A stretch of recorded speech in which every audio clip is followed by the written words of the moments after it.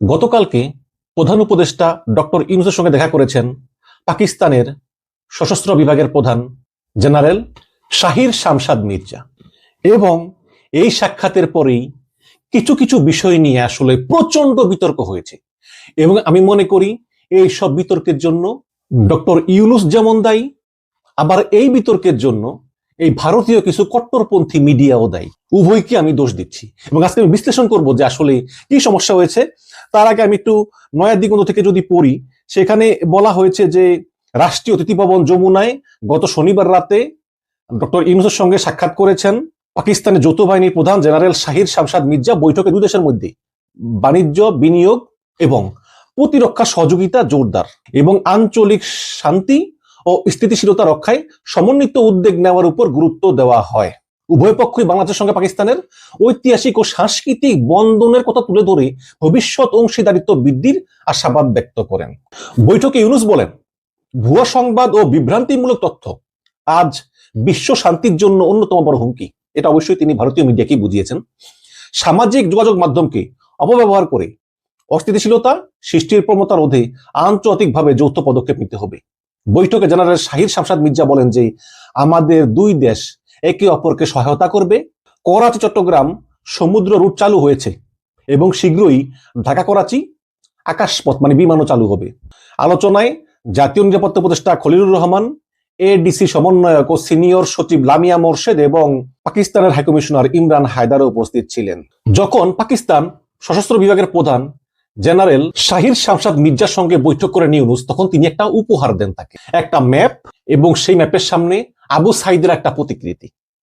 এবং সেই ম্যাপ নিয়েই কিন্তু এখন বিতর্ক তুঙ্গে, কারণ ভারত দাবি করতেছে যে এই ম্যাপটা হচ্ছে বাংলাদেশের কিছু কট্টরপন্থীরা যে অখণ্ড বাংলার স্বপ্ন দেখে, যে বাংলাদেশ সহ পাশের দেশ আসাম, ত্রিপুরা, মেঘালয়, তারপরে কলকাতা, বিহার, এগুলো সহ উড়িষ্যা সহ যে একটা বিশাল বড় একটা ম্যাপ, সেই ম্যাপটাই মূলত ডক্টর ইউনূস উপহার দিয়েছেন এই জেনারেল শাহির শামশাদ মির্জাকে, যিনি পাকিস্তানের সশস্ত্র বিভাগের প্রধান।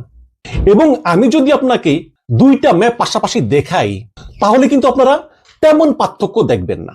যেই ম্যাপ অলরেডি বিভিন্ন সময় বাংলাদেশের বিভিন্ন গোষ্ঠী প্রকাশ করেছে যে যে আমরা অখণ্ড বাংলা চাই। বিশেষ করে আমরা দেখেছি যে উপদেষ্টা মাহফুজ আলম এটা বলেছেন, অখণ্ড বাংলা তার স্বপ্ন, পরে তিনি ডিলিট করে দিয়েছেন। আর বিভিন্ন সময় আমরা দেখেছি উস্কানিমূলক বক্তব্য ডিএমপি কমিশনার সাজ্জাদ আলী, তিনি বলেছেন পার্শ্ববর্তী দেশ যদি বাংলাদেশে হস্তক্ষেপ করে তাহলে আমি যুদ্ধ ঘোষণা করব। আচ্ছা, এই ডিএমপি কমিশনার সাজ্জাদ আলী তিনি যুদ্ধ ঘোষণা করার কে? যুদ্ধ ঘোষণা করে সংসদ, তারপর সেটা সশস্ত্র বিভাগে যায়, সেখান থেকে সেনাপ্রধানের কাছে যায়, তারপর যুদ্ধ হয়। ডিএমপি কমিশনার যুদ্ধ ঘোষণা করে। তারপর দেখেছি যে লেফটেন্যান্ট জেনারেল ফজলুর রহমান, যিনি বিডিআর তদন্ত কমিটির প্রধান, তিনি বলেছেন আধা ঘন্টার ভিতরে কলকাতা দখল করবেন। তো এই ধরনের উস্কানিমূলক কথাবার্তা কিন্তু আছে। আবার কিছু লোক বলতেছে যে আমরা অখণ্ড বাংলা করব। এখন বলবেন যে ভাই এটা কি ইন্ডিয়া বলে না? হ্যাঁ বলে, প্রচুর বলে। তারাও বলে অখণ্ড ভারত। সে অখণ্ড ভারতের ভিতরে বাংলাদেশ, পাকিস্তান সহ অন্যান্য আছে। সংসদ ভবনে নরেন্দ্র মোদী উদ্বোধন করেছে, সেখানেও একটা অখণ্ড ভারতের ম্যাপ ছিল, সেখানেও বাংলাদেশ আছে। যদিও তারা বলে এগুলো সাংস্কৃতিক, বাট এগুলো করেছে এবং নানা সময় নানা উস্কানিও দিচ্ছে। ওই যে ত্রিপুরার যে রাজা, নাম কি ভুলে গেছি, নাম মনে থাকে না, সে বলে যে পুরো চট্টগ্রাম নিয়ে নাও। এরকম তো আছে, এরকম উস্কানি অনবরত আছে। বাট আমরা সে উস্কানিতে পা দেবো কেন? পাকিস্তানের সঙ্গে আমাদের সম্পর্ক খুব ভালো হোক, এটা আমিও চাই, আমরাও চাই। সামরিক খাতে সহযোগিতা, পাকিস্তান সামরিক শক্তিশালী, পাকিস্তানের সামরিক সহযোগিতা আমাদের দরকার। তারপরে ব্যবসা বাণিজ্য, সংস্কৃতি চলুক। কিন্তু এই যে একটা ছবি দেওয়া হয়েছে, বিতর্কিত একটা ম্যাপ, অখণ্ড বাংলার ম্যাপ, আমি জানি না যে এটা আসলে ডক্টর ইউনূস বুঝে দিয়েছেন নাকি না বুঝে দিয়েছেন। একটা রাষ্ট্রের সবচেয়ে বড় সম্পদ সার্বভৌমত্ব, সেটা যেমন ভারতের ক্ষেত্রে প্রযোজ্য তেমন বাংলাদেশের ক্ষেত্রে প্রযোজ্য। কাজে এই বিতর্কিত ম্যাপটা এই জেনারেল শাহির শামশাদ মির্জাকে উপহার দিয়ে ডক্টর ইউনূস ঠিক করেননি। যদি এখন তিনি বলেন যে না এটা আসলে ওই ম্যাপটা না, এটা আসলে আমরাই বানাইছি, এটা এরকম, এটা হতেও পারে, কিন্তু ওটা দেখতে কিন্তু অখণ্ড বাংলা যে ম্যাপ কিন্তু অনেকে করে ঠিক সেই রকম। এই কারণে আমি বলতেছি। তো এগুলো নিয়ে তো ভারতের সমালোচনা আছেই। অলরেডি ভারতের বিভিন্ন পত্রপত্রিকায় ভয়ঙ্কর সমালোচনা শুরু করে দিয়েছে।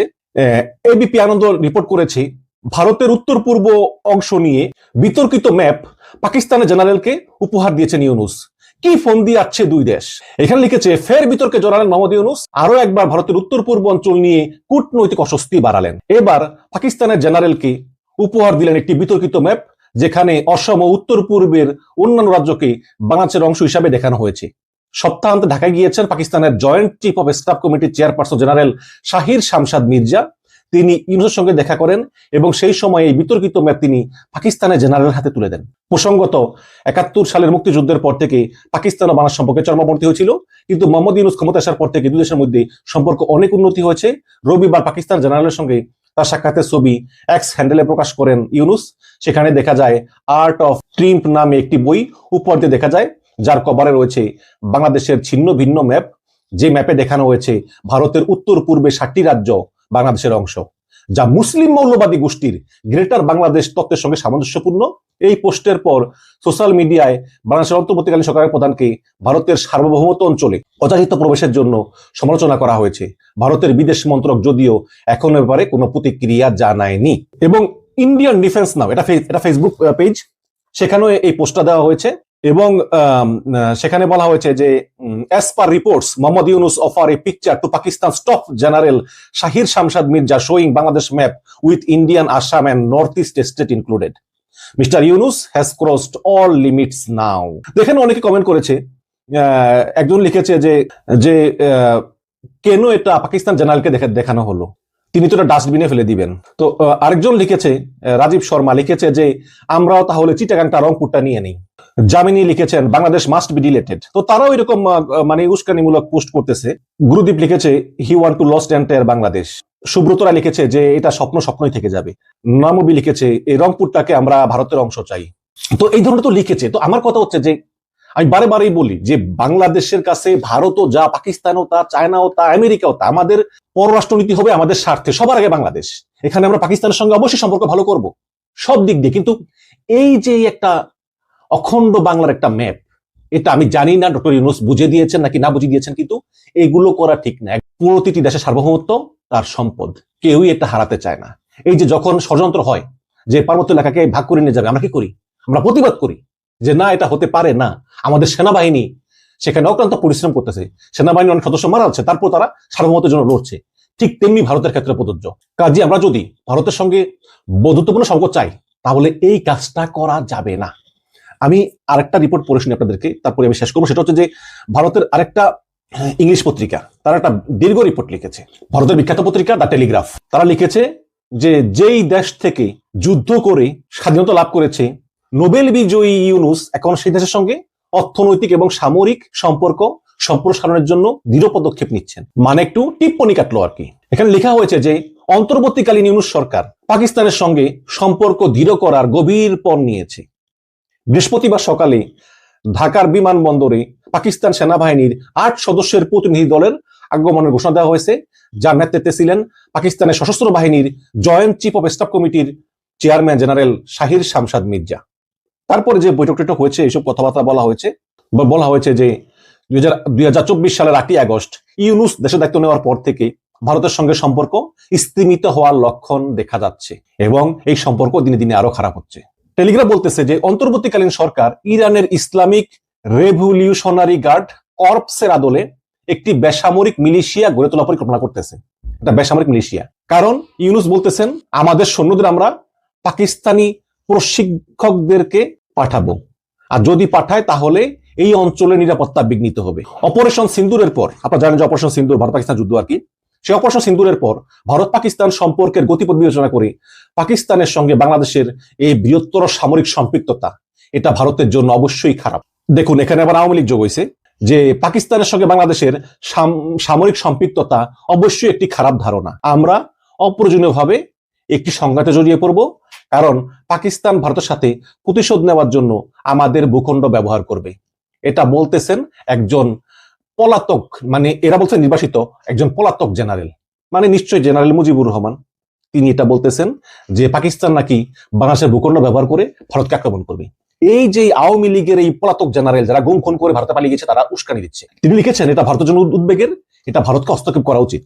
আবার লিখেছে যে এটা অস্বীকার করা যায় না, হাসিনা পলায়ন পরবর্তী সময়ে বাংলাদেশে আইএসআই এর তৎপরতা বৃদ্ধি পেয়েছে যেখানে সরকারি ও কূটনৈতিক পাসপোর্টারদের জন্য ভিসামুক্ত ভ্রমণ সুবিধার পরে পাকিস্তান থেকে জঙ্গিদের আগমন হঠাৎ করে বৃদ্ধি পেয়েছে, যা ভারতের জন্য একটা উদ্বেগের কারণ হয়ে দাঁড়িয়েছে। একদম মিথ্যা কথা।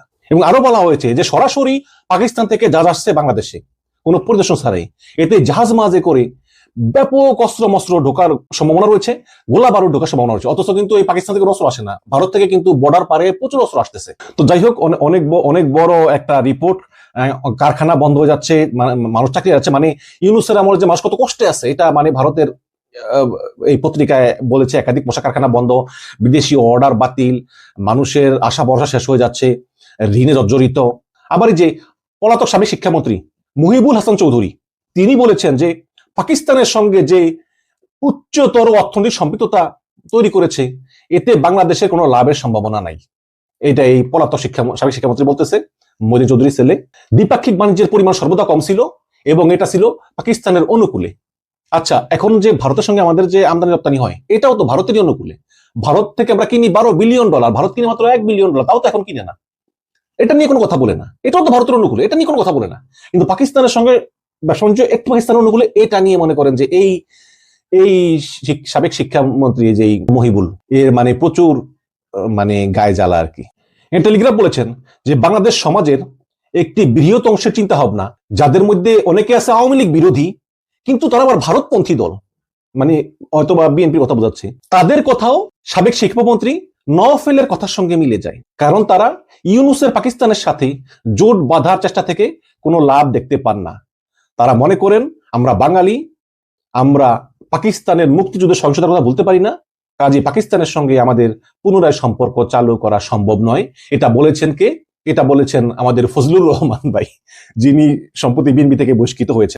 তার কাছেও টেলিগ্রাফ ফোন করেছিল এবং লিখেছেন যে হাসিনার পতনের পর বাংলাদেশে এমন কিছু লোক আছে যারা পাকিস্তানের সঙ্গে ঘনিষ্ঠ সম্পর্কের জন্য প্রচারণা চালিয়ে আসতেছে। তার মধ্যে একজন রয়েছেন গোলাম আজমের পুত্র আব্দুল্লাহ আমান আজমি এবং অবসরপ্রাপ্ত সশস্ত্র কল্যাণ সমিতির সভাপতি কর্নেল আব্দুল হকের মতো সেনাবাহিনীর একাংশ ভারতকে দূরে রাখতে পাকিস্তানি সশস্ত্র বাহিনীর সাথে বৃহত্তর সম্পর্ক নিশ্চিত করার জন্য কঠোর পরিশ্রম করে যাচ্ছে। জানুয়ারিতে আসছিলেন বাংলাদেশ সেনাবাহিনীর lieutenant general SM Kamrul Hasan, তিনি পাকিস্তান গেছেন, পাকিস্তানের সেনাবাহিনীর প্রধান আসিফ উনির সঙ্গে বৈঠক করেছেন। ফেব্রুয়ারিতে বাংলাদেশের নৌবাহিনীর প্রধান নাজমুল হাসান তিনি গিয়েছেন আবার পাকিস্তানে। 2 মাস পর আবার পাকিস্তানের পররাষ্ট্র সচিব আমুনা বালুচ তিনি ঢাকা সফর করেন। মানে এইরকম শুধু যাওয়া আসা। আবার এই যে পাকিস্তানের পররাষ্ট্রমন্ত্রী এবং উপপ্রধানমন্ত্রী তিনি এসে বিএনপির জামাত সবার সঙ্গে দেখা করেছেন, এই আর কি। তো এখন গভীর উদ্বেগ, মানে এই যে গতকালকে পাকিস্তানের সশস্ত্র বাহিনীর প্রধান জেনারেল শাহির শামশাদ মির্জা তিনি যে এলেন এবং বৈঠক করলেন ইউনূসের সঙ্গে, সেখানে প্রতিরক্ষা সম্পর্ক সহযোগিতা জোরদার করবেন, এটা ভারত কিছুতেই মেনে নিতে পারতেছে না। না মানে স্বাভাবিক, উদ্বেগ আছে যেহেতু পাকিস্তান শত্রু রাষ্ট্র। কিন্তু আমার কথা হচ্ছে যে ডক্টর ইউনূস সাহেব, আপনি এই বিতর্কিত ম্যাপটা উপহার দিলেন কেন? আমাদের বাংলাদেশের ভূখণ্ড নির্ধারিত, আমাদের আর কারো জায়গা দরকার নেই। আবার আমাদের জায়গা কেউ কেউ আমরা চাই না। আমরা ভারতের সার্বভৌমত্বকে সম্মান করি, ভারতের কাছ থেকে অনুরূপ ব্যবহার প্রত্যাশা করি। হ্যাঁ, সবসময় পাই না, এটা ঠিক আছে, কিন্তু প্রত্যাশা করি। কিন্তু এই ধরনের এই অখণ্ড বাংলার ম্যাপ, এটা তো এই পাকিস্তানের সশস্ত্র বিভাগের প্রধান জেনারেলকে